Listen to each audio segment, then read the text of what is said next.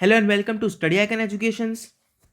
So I hope आप लोगों को पता होगा कि टीम स्टडी आइकन एजुकेशंस लेकर आया है एनसीईआरटी आंदोलन, a free initiative for all UPSC aspirants, जिसमें हम 6 to 12 की सभी एनसीईआरटीज कवर करेंगे। New NCERTs, old NCERTs, Tamil Nadu boards की बुक्स और भी अदर वेरियस रिलेटेड बुक्स जो कि एनसीईआरटी से लिंक्ड होंगी। ओके, सो इसमें हमने शुरुआत कर रखी है 6th क्लास की polity, social and political life part 1 से। आज है चैप्टर 3। अगर आपने 1 और 2 नहीं देखा है ना तो जाकर देख सकते हो, वीडियोस आपको हमारे चैनल पर मिल जाएंगी। और एक बार मैं आपको रिकमेंड करूंगा, एक बार आप हमारी एनसीईआरटी की ना एक बार प्लेलिस्ट जरूर देखना। ये प्लेलिस्ट बहुत काम की है और आपको दो काम करने हैं। पहला, हमारे चैनल को सब्सक्राइब करना है और दूसरा, हमारा टेलीग्राम चैनल, हमारे सभी क्लासेस के लिंक्स, नोट्स, पीडीएफ्स सारी मैं टेलीग्राम चैनल पर प्रोवाइड कराता हूँ। आपके जो भी मैं टॉपिक पढ़ाता हूँ ना, उसके हैंड रिटन नोट्स, उसकी समरी और जो भी क्लास नोट्स होते हैं वो सारे आपको टेलीग्राम पर मिल जाते हैं। सो आई होप आप हमारे चैनल स्टडी आइकन एजुकेशंस और हमारे टेलीग्राम चैनल को, जिसका लिंक डिस्क्रिप्शन और पिन कमेंट दोनों में है, उसको जाके सब्सक्राइब करेंगे ना। बढ़ते हैं आज के लेक्चर पर। तो हमने ख़त्म कर ली है हमारी यूनिट 1 डाइवर्सिटी। ठीक है, आपको पता ही होगा हमारे सुबह 8 बजे 8 AM और 5 PM पर लाइव क्लास होती है एनसीईआरटी आंदोलन के अंडर, जिसमें मैं free of cost live class लेता हूं और वीकेंड्स पर डाउट सेशंस रखता हूं। तो हमने अपनी 8 AM और 5 AM के लेक्चर 5 PM के लेक्चर में कवर कर लिया है। और अब हम करने जा रहे हैं यूनिट नंबर 2 के चैप्टर 3 और चैप्टर 4 को। सो चैप्टर 3 और चैप्टर 4 ये दोनों बेसिकली गवर्नमेंट के ऊपर है। अब देखो, यूनिट 2 भी और यूनिट 3 भी है तो गवर्नमेंट के ऊपर ही, बट इसमें स्लाइटली डिफरेंस है। हम यहाँ स्पेसिफिकली बात करेंगे गवर्नमेंट की रूरल एरियाज पर जो लेवल्स हैं गवर्नमेंट के, जो नेशनल, स्टेट और लोकल है ना, हम उसके एस्पेक्ट्स पर बात करेंगे यूनिट 3 में। बट यूनिट 2 में हम बेसिकली बात करने वाले हैं थोड़ा डेमोक्रेसी के ऊपर। तो बढ़ते हैं चैप्टर 3 पे, आज के लेक्चर पे। Chapter 3, what is government. अब देखो, पहला एक सवाल है, what is government. Now definition क्या है गवर्नमेंट की? डेफिनेशन गवर्नमेंट की ये है, the group of people who rule the country. ठीक है, एक स्टेट को, एक कंट्री को रूल करना, कंट्रोल करना, उसके कानून बनाने का हक रखना, वो होता है, उसे ही कहते हैं गवर्नमेंट, है ना। जो लोग, द ग्रुप ऑफ पीपल जो ऐसा करते हैं। अब गवर्नमेंट के अगर हम टाइप्स की बात करें तो गवर्नमेंट के ना दो टाइप हैं। अभी मैं समझाऊंगा इस डेफिनेशन को प्रॉपरली। गवर्नमेंट के दो टाइप होते हैं, पहला डेमोक्रेटिक गवर्नमेंट, है ना, और दूसरा होता है मोनार्की, जिसको हम कई बार ऑटोक्रेटिक गवर्नमेंट कह देते हैं। दरअसल ऑटोक्रेटिक गवर्नमेंट एक अलग तरीके से हो गया। अब जैसे चाइना है, तो चाइना में क्या है, वहाँ इलेक्शंस नहीं होते, है ना। वहाँ क्या होता है, वहाँ communist party of China, CPC, इनका रूल है। तो एक पार्टी रूल करती है, तो ग्रुप ऑफ पीपल यहाँ क्या हुआ, वो पार्टी के सभी मेंबर्स। रिसेंटली देखा गया है, third time Xi Jinping China के प्रेसिडेंट बने हैं, और वो पहले प्रेसिडेंट बने हैं जो थर्ड टाइम भी प्रेसिडेंट रहेंगे, वरना अब तक वहां पर 2 टाइम ही रहे हैं। तो वो जो गवर्नमेंट है वहां पे इलेक्शन नहीं होते, इसलिए वो गवर्नमेंट ऑटोक्रेटिक गवर्नमेंट, है ना, ऑटोक्रेटिक गवर्नमेंट। और ऑटोक्रेटिक गवर्नमेंट का ही एक एग्जांपल है मोनार्क। अब मोनार्क क्या होता है ना, तो monarchy, I am sorry, monarchy. Monarchy क्या होता है, मोनार्की में किंग होता है, इसको हम कहते हैं मोनार्क, है ना। उसमें क्या होता है, किंग होता है, और उसके ही जो सक्सेसर्स होते हैं, जो उसके सन्स होते हैं, वो ही आगे चल के किंग बनते हैं। अब उनमें टैलेंट हो ना हो, वो किंग तो बनेंगे ही आगे चल के। तो एक तो ये गवर्नमेंट होती है, इसको हम कहते हैं ऑटोक्रेटिक गवर्नमेंट। और दूसरी गवर्नमेंट आती है, होती है डेमोक्रेटिक गवर्नमेंट, जिसका जीता जाता एग्जाम्पल है हमारा प्यारा भारत, है ना, इंडिया। हमारा प्यारा भारत, ये हमारा इंडिया, हमारा भारत दुनिया का सबसे बड़ा डेमोक्रेसी है। ठीक है, यहाँ पर लोकल लेवल तक, एक गांव है ना, विलेज, उसमें भी पंचायत होती है, और उन पंचायतों में भी वार्ड होते हैं। वो मैं आपको सब समझाऊंगा आगे वाले चैप्टर्स में। और इस यूनिट 2 में नहीं, जो हम यूनिट अब कवर कर रहे हैं ना, उसमें नहीं, यूनिट 3 में आपको बताऊंगा मैं। यूनिट 3 के तीनों चैप्टर हैं, उसमें पहला ही चैप्टर है पंचायती राज, है ना। मैं उसमें आपको समझाऊंगा। वैसे अगर आपने अमेजोन प्राइम पर जीतू भैया की देखी होगी ना पंचायत, तो आपको पता होगा मैं क्या कहना चाह रहा हूँ। तो एनसीईआरटी ने भी यहीं से शुरुआत करी है, द वर्ड गवर्नमेंट को समझाते हुए। और हमने बात करी मोनार्क की। अब दूसरी जो गवर्नमेंट होती है ना वो होती है डेमोक्रेटिक गवर्नमेंट। तो डेमोक्रेटिक गवर्नमेंट में होते हैं इलेक्शंस, जहां पर जो जो सिटीजन्स होते हैं एक देश के, है ना, वो सभी मिलकर वोट देते हैं। ठीक है, एक बहुत बड़ा चंक होता है उस पूरे स्टेट का, उस पूरे नेशन का, वो मिलकर वोट देता है और तब एक सरकार बनती है। वो कुछ, अब देखो गवर्नमेंट भी दो तरीके से होती है, एक डायरेक्ट और एक इनडायरेक्ट, है ना। डायरेक्ट गवर्नमेंट में क्या होता है, हम डायरेक्टली, जैसे यूएस में है ना, यूएस में, तो यूएस में क्या होता है, वो डायरेक्टली वोट करते हैं प्रेसिडेंट को। हमारे इंडिया में क्या है, हम कभी प्राइम मिनिस्टर को वोट करते हैं क्या? नहीं। हम किन्हें वोट करते हैं, हम सांसदों को वोट करते हैं, है ना। अगर हम नेशनल लेवल पर बात करें तो हम सांसदों को वोट करते हैं, और मोदी जी भी सांसद हैं। मोदी जी बनारस से सांसद हैं, आपको अगर पता हो, मोदी जी बनारस, उत्तर प्रदेश बनारस से सांसद हैं। तो हम डायरेक्टली प्राइम मिनिस्टर को वोट नहीं करते, हम सांसदों को वोट करते हैं, और वो सांसद मिलकर बनाते हैं एक प्रधानमंत्री। ऐसे अगर हम स्टेट लेवल पर बात करें तो हम मुख्यमंत्री को वोट करते हैं क्या? नहीं, हम मुख्यमंत्री को वोट नहीं करते, हम वोट करते हैं विधायकों को, है ना। विधायक को हम वोट करते हैं और वो सारे विधायक मिलकर बनाते हैं मुख्यमंत्री। ऐसे अगर हम रूरल लेवल पर बात करें ना, तो रूरल लेवल पर होती है पंचायत। तो पंचायत में होते हैं वार्ड, है ना।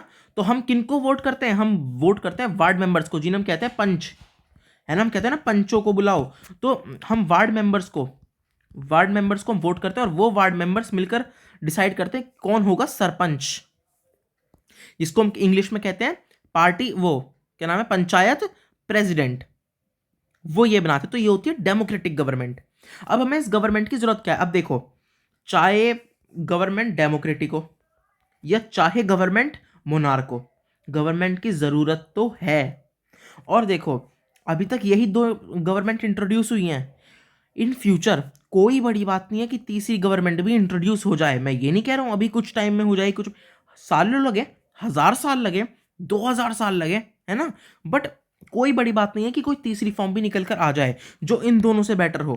भाई डेफिनेटली देखा गया है, भले ही डेमोक्रेसी जो है वेस्ट का कॉन्सेप्ट था, और हमने शुरू से देखा है जो जो इंट्रोड्यूस कराया ना वेस्ट ने, वेस्ट माने जो हमारा अमेरिका और यूरोप है, दुनिया को जो जो इन्होंने दिया है ना, वो विनाश की तरफ ही लेकर गया है। और एशिया ने जो जो दिया है वो कल्चरल है, वो नेचुरल है, और उसने हमेशा अपलिफ्ट किया है सोसाइटी को। बट जो डेमोक्रेसी है ना, वो एक कॉन्सेप्ट है यूरोप का, है ना, यूरोप का, अमेरिका का, यहां का कॉन्सेप्ट है। But this is the best for now. अभी के लिए democracy is the best form of government, और ये हमारे प्राइम मिनिस्टर मोदी जी भी कह चुके हैं पूरे वेस्ट के सामने कि हाँ, जो कॉन्सेप्ट हमें वेस्ट ने दिया है ना, वो बेस्ट कॉन्सेप्ट है। कौन सा? डेमोक्रेसी। अब हमें, चलो डेमोक्रेटिक गवर्नमेंट हो, मोनार्की हो, या जिसको हम कहते हैं ऑटोक्रेटिक गवर्नमेंट, कुछ भी हो, हमें ज़रूरत क्यों है गवर्नमेंट की? Why do we need government? ये बहुत बड़ा सवाल खड़ा होता है, that why do we need government. पता है क्यों चाहिए हमें गवर्नमेंट? क्योंकि गवर्नमेंट कुछ इंपॉर्टेंट रोल्स निभाती है हमारी सोसाइटी में। वो रोल्स क्या हैं और वो हम लोग क्यों नहीं निभा सकते? तो देखो, कुछ चीज़ें ऐसी होती हैं, जब एक सिविलाइजेशन बनती है ना, जब सभ्यता आती है ना, तो लोग ना ऐसे ही खुले में नहीं रह सकते कि भाई कैसे भी हो कुछ भी, उन्हें एक व्यवस्था चाहिए होती है ना, एक सिस्टम चाहिए होता है।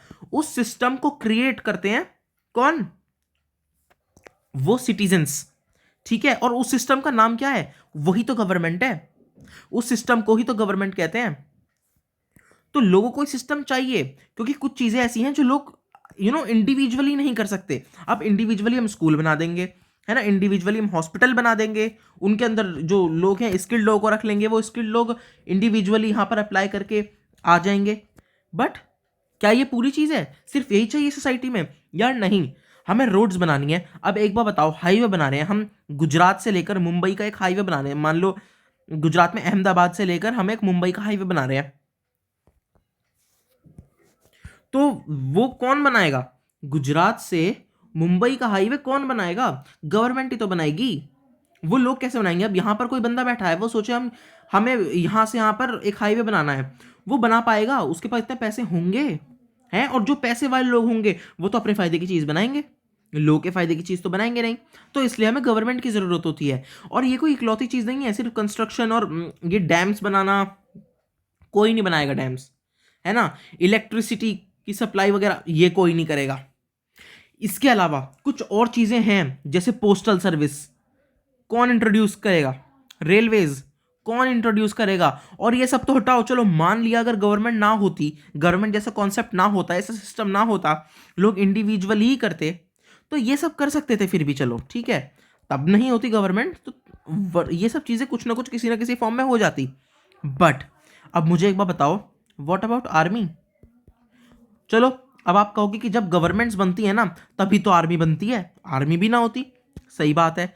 व्हाट अबाउट पुलिस, अब बोलो पुलिस का क्या होगा। भाई पुलिस तो चाहिए, कोई तुम्हें आके मार रहा है, तुम्हारा तो कुछ नहीं, कोई भी आके मार देगा, किसी पे गुस्सा आया मार दो। गांधी जी ने कहा है ना कि if you take eye for an eye the whole world become blind. अगर तुम आंख के बदले आंख लोगे तो पूरी दुनिया अंधी हो जाएगी भाई। ये लाइन किसने कही है, गांधी जी ने। और ये लाइन एक्यूरेट है, मैं ये नहीं कहूंगा कि हाँ ठीक ठीक है, नहीं एक्यूरेट लाइन है ये। तो तुम्हें तो कोई मार जाएगा, है ना। अभिषेक उपमन्यु का स्टैंड अप है ना कि भाई गलती तुम्हारी है, तुम बाहर निकले, क्रिमिनल तो सर काटेगा ही, गलती तुम्हारी है, अब तुम अपने सर लेके बाहर निकले तो क्या होगा, क्रिमिनल्स क्राइम करते जाएंगे, उनको रोकने वाला कोई नहीं होगा। फिर क्रिमिनल्स को हम मारेंगे भाई, वो हमारी फैमिली मेंबर्स को मारेंगे, हम उन्हें मारेंगे, सब आपस में ऐसे मर जाएंगे। तो इसलिए हमें व्यवस्था बनाने के लिए पुलिस की बहुत ज्यादा जरूरत होती है। तो अब तक के लेक्चर से मैं उम्मीद करता हूं कि आपको गवर्नमेंट क्या है, why do we need government, ठीक है, what is the type of government, ये आपको समझ गया होगा। अब एक छोटी सी चीज before going to the levels of government, ठीक है, गवर्नमेंट के लेवल्स तक पहुंचने से पहले मैं आप एक छोटी सी चीज है जो आप तक पहुंचाना चाहता हूं, वो है पिलर्स ऑफ गवर्नमेंट। हाँ pillars, there are 3 main pillars, मैं क्या कह रहा हूं main, not 3, 3 main pillars of government जो कॉन्स्टिट्यूशनली रिकॉग्नाइज्ड हैं। 3 पिलर्स कौन कौन से हैं, जल्दी लाइव चैट में बताओ, जल्दी लिखो लाइव चैट में कौन कौन से 3 हैं। पहला लेजिस्लेटिव, हाँ वेरी गुड, लेजिस्लेटिव, एग्जीक्यूटिव और judiciary, very good. Legislative, executive, judiciary. Legislative क्या होता है, जैसे हम कहते हैं ना लोकसभा, राज्यसभा, है ना, यहाँ के लोग कौन है, ये लेजिस्लेटिव लोग हैं, ये कानून जो बनाते हैं।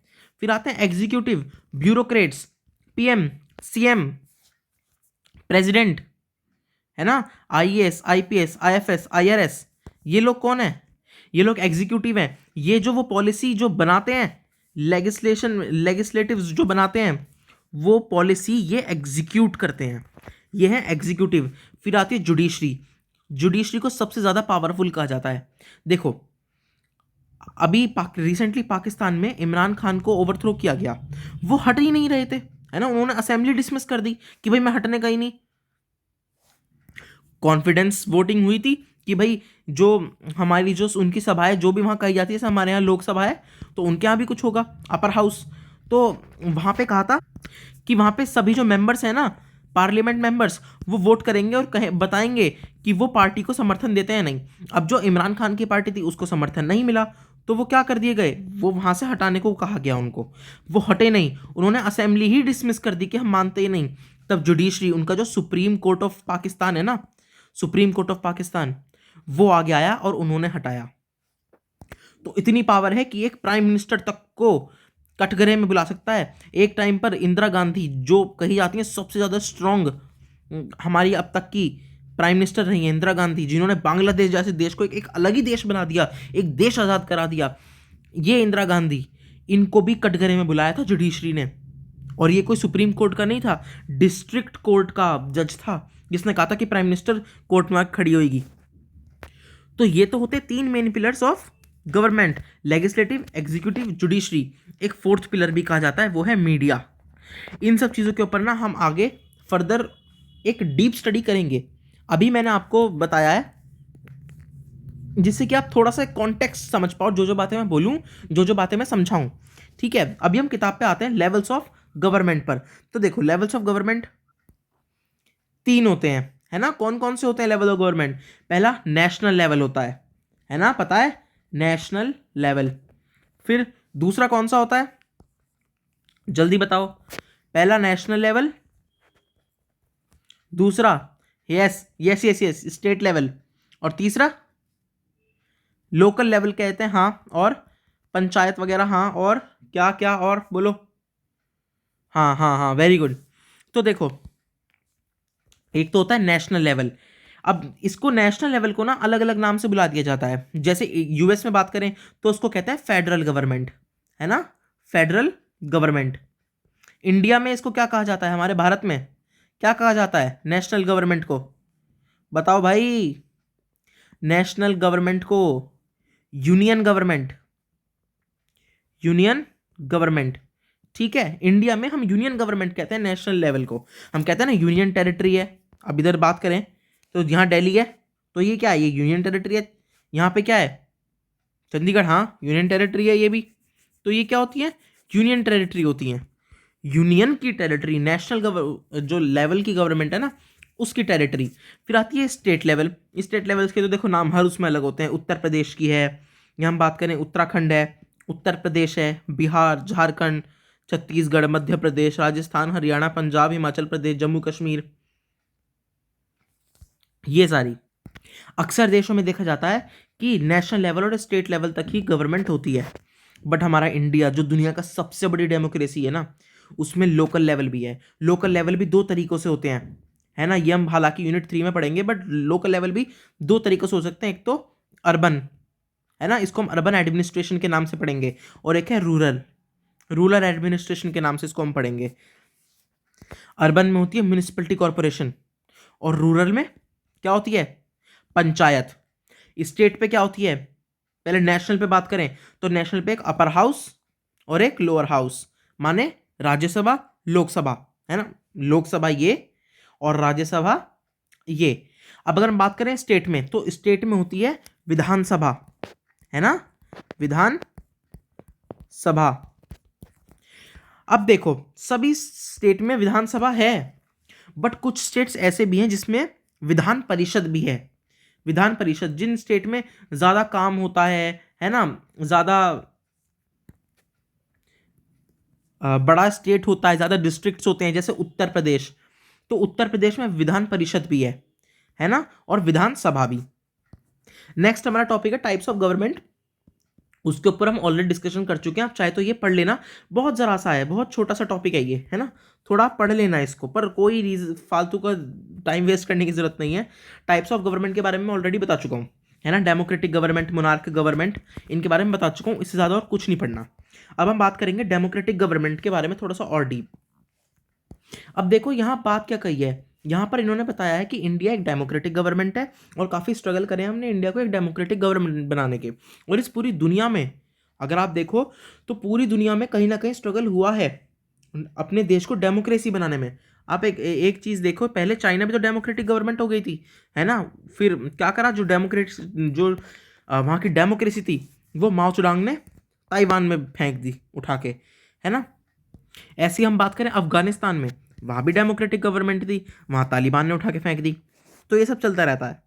अब हम बात करें डेमोक्रेसी की, तो दुनिया भर में जहाँ पर डेमोक्रेसी के लिए स्ट्रगल हुआ है ना, वहाँ पर दो टाइप की डेमोक्रेसी देखी जाती है। मैंने अभी एक्सप्लेन किया, एक डायरेक्ट और एक इनडायरेक्ट। अब यहाँ पर क्या कहा है, democratic government in our times are usually refer to as representative democracy. जब हम अपनी बात करेंगे ना तब आती है रिप्रेजेंट डेमोक्रेसी, जिसको हम कहते हैं इनडायरेक्ट डेमोक्रेसी, है ना। रिप्रेजेंटेटिव में क्या होता है, मैंने बताया, हम प्राइम मिनिस्टर को नहीं चुनते, हम चीफ मिनिस्टर को नहीं चुनते, हम संसद और विधायक को चुनते हैं। अब ये सब मैं आपको ऑलरेडी बता चुका हूँ। और मैं आपको एक मजे की बात बताऊँ, एक और कॉन्सेप्ट है जिसको मैं यहाँ छेड़ना चाह रहा हूँ, वो है universal adult franchise. Universal adult franchise क्या कहता है, ये देखो, ये रहा यूनिवर्सल एडल्ट फ्रेंचाइज। इसके अकॉर्डिंग हर वो बंदा जो एक स्टेट का, एक, जब हम स्टेट की बात करते हैं ना, तो स्टेट का मतलब पता है क्या होता है, एक वो पर्टिकुलर एरिया जिसकी हम, जहाँ की हम बात कर रहे हैं, है ना। तो एक यूनिवर्सल एडल्ट फ्रेंचाइज ये क्या कहता है कि अगर कोई बंदा उस स्टेट का, उस नेशन का सिटीजन है ना, वो 18+ है, तो वो वोटिंग राइट रखता है। वो वोटिंग राइट रखता है irrespective of any caste, any religion, economic background, gender, किसी भी चीज के आगे बढ़ के वो वोट दे सकता है। फ़र्क नहीं पड़ता वो कौन सी कास्ट से आता है, फ़र्क नहीं पड़ता उसका जेंडर क्या है ना, वो कितना अमीर है, कितना गरीब है, कोई फ़र्क नहीं पड़ता। अगर वो 18+ है, वो उस देश का सिटीज़न है, तो वो वोटिंग राइट्स रखता है। और हमारे प्यारे भारत में ऐसी कोई प्रॉब्लम कभी आई नहीं। जिस समय हमारा देश आज़ाद हुआ, उसके बाद फर्स्ट जो हमारे 1952 में, 1947 में हम आज़ाद हुए, और 1952 में फर्स्ट टाइम हमारे इंडिया ने इलेक्शन देखा, जहां पर पंडित जवाहरलाल नेहरू क्या बने थे, वहां पर हमारे प्राइम मिनिस्टर बने थे, है ना, 1952 में। तब से अब तक, आज तक हमने ऐसी कोई प्रॉब्लम देखी नहीं है जहां पे हमने बात करी हो कि यूनिवर्सल एडल्ट फ्रेंचाइज के खिलाफ है। और आप मजे की बात देखो, वेस्ट, जिसको हम कहते हैं ना वेस्ट, जिन्होंने कॉन्सेप्ट दिया है, जो हमसे ज्यादा विकसित माने जाते हैं, वो उन्होंने अपने यहां देखा है इस प्रॉब्लम को। और ऐसा नहीं है कि हमसे पहले देखा है, हमारे बाद में भी देखा है। 1962, आई एम सॉरी, नॉट 1962, वहां तो कुछ और हुआ था। 1928 में यूके, यूनाइटेड किंगडम, जहाँ पे अभी ऋषि सुनाक भाई अभी जाकर बैठे हैं, है ना, आप अपने ही बंदा बैठा है, तो 1982 में जाकर विमेंस को वोट के राइट मिले थे। यस, विमेंस को 1928 में, यार 1928 मतलब समझ रहे हो, 1947 में हमारा देश आजाद हुआ, और हमारे पास तब से ही है ये राइट, वोटिंग राइट। हर कास्ट को, हर हर हर किसी को, बस वो सिटीजन होना चाहिए, 18+ होना चाहिए। और 1920 में जाकर अमेरिका में दिया गया, 1920 में अमेरिका में, यूएस में, यहां पर मेंशन भी है कि अमेरिका में विमेंस को 1920 में दिया गया, और यहां अमेरिका से मतलब ना यूएस है, वैसे मैं बता दूं आपको, और यूके में 1928 में दिया गया। और ये काफी स्टीरियोटाइप था। और पता है इससे पहले तो और क्या होता था, इससे पहले अमीरों को ही दिया जाता था, इससे पहले पढ़े लिखों को कुछ क्राइटेरिया थे, आप इतने इतने पढ़े लिखे होने चाहिए तभी आप वोट दे सकते हो, आप इस कास्ट से होने चाहिए हो, या आप पैसे वाले होने चाहिए हो, आप तभी वोट दे सकते हो। आप इस कास्ट से हो ना अगर, तो आप वोट नहीं दे पाओगे, है ना। अगर आप ज्यूज हो तो आप वोट नहीं दोगे, अगर आप कम पढ़े लिखे हो तो आप वोट नहीं दोगे, है ना। चलो कम पढ़े लिखे हो किसी ने बना दिया, मान लिया, ये पुअर का क्या है, अगर आपके पास कोई लैंड नहीं है तो आप वोट नहीं दे सकते, ये क्या है। और ये था, कई सारे पुअर पीजेंट्स ऐसे थे जो वोट ही नहीं देते थे। अब एक बार बताओ, अगर ये पीजेंट्स किसको वोट देंगे, जो इनके काम हक के लिए काम करेगा। अब एक गरीब है, अब अगर वो वोट दे सकता है गरीब, तो जो नेता होंगे वो तो उसके लिए काम करेंगे ना, कि अगली बार हम फिर इलेक्ट होके आ जाएं। तो वो तो काम करते ही नहीं थे, पुअर और पुअर होता चला जाता था इन चीजों से। तो पुअर्स का वोट देना सही है। ऐसी अगर विमेन्स वोट देंगी, तो जो नेता होंगे वो उनके लिए भी काम करेंगे, है ना। अब 18+ क्यों, अब आप कहोगे कि भाई बच्चों के लिए काम नहीं करेंगे, तो देखो 18 ये एक एवरेज एज मानी जाती है कि प्रॉपर एक मेंटल विकास हो जाता है, जहां पर हम समझने लगते हैं चीज़ों को, पॉलिटिक्स समझने लगते हैं, कौन कितना काम कर रहा है, क्या कर रहा है, हम समझने लगते हैं। अब अगर 10 साल का बच्चा वोट देने जाएगा तो वो अपनी मर्जी से थोड़ी ना देने जाएगा, या तो वो ईवीएम पे जाके देखा कौन सा अच्छा लग रहा है, अच्छा फ्लावर अच्छा लग रहा है, हाथ अच्छा लग रहा है, झाड़ू अच्छी लग रही है, किसे वोट दें, या फिर उसके पेरेंट्स बताएंगे कि कौन सा वोट देना है, किसको वोट देना है। बच्चों का तो यही होगा। सो इसको कहते हैं यूनिवर्सल एडल्ट फ्रेंचाइज, जिसमें मैंने 3 शर्तें बताई आपको, कौन कौन सी, आप सिटीजन होने चाहिए हो, 18+ होने चाहिए हो, और आपको फिर वोटिंग राइट मिलेगा इररेस्पेक्टिवली, जो जो बातें मैंने आपको बताई। हमारा आर्टिकल 15 में क्या क्या लिखा है, RRCPS, ये वाली बात मैंने आपको पहले बताई थी, race, religion, caste, place of birth और सेक्स, इररेस्पेक्टिवली ऑफ देम आप वोट दे सकते हो। और यही बात ये हमारा चैप्टर समझाना चाहता था मैं, कौन सा, that what is government, how it's work, और क्या उनके रोल्स होते हैं, ठीक है, डिफरेंसेस क्या हैं डेमोक्रेटिक गवर्नमेंट और एक मोनार्की में, है ना। और हम कैसे डिसाइड करें कि एक हमारी गवर्नमेंट है। अब बाकी जो चीजें हैं ना, की elements of a democratic government, है ना, ये हमारा है अगला चैप्टर, की एलिमेंट्स ऑफ डेमोक्रेटिक गवर्नमेंट। आज के लिए इतना काफी है। और जाने से पहले मैं एक बार आपसे फिर रिक्वेस्ट करूंगा हमारे चैनल को सब्सक्राइब करने के लिए और टेलीग्राम को ज्वाइन करने के लिए स्पेशली, जिसका आपको लिंक ना कमेंट सेक्शन में मिल जाएगा, पिंड कमेंट में मिल जाएगा, आप कहीं से भी जाइए टेलीग्राम हमारा ज्वाइन कर लीजिए, वरना टेलीग्राम पे जाके आप सर्च भी कर सकते हैं स्टडी आइकन एजुकेशंस, ठीक है। आप जाके मेरा टेलीग्राम चैनल ज्वाइन करिए। हाँ, जो आज के लेक्चर हैं उसके नोट्स आपको वहीं मिलेंगे, हैंड रिटन नोट्स भी प्रोवाइड कराऊंगा मैं बाय द इवनिंग, रात होने से पहले। और आज के जो हमारे नोट्स हैं वो प्रोवाइड कराऊंगा, ये जो बुक है उसकी पीडीएफ वहीं प्रोवाइड कराऊंगा, और कल के लेक्चर का लिंक, कल सुबह 8 AM ये क्लास होएगी, उसका लिंक भी आपको वहीं मिलेगा। So thank you, that's all for today. Shubh Goyal signing off.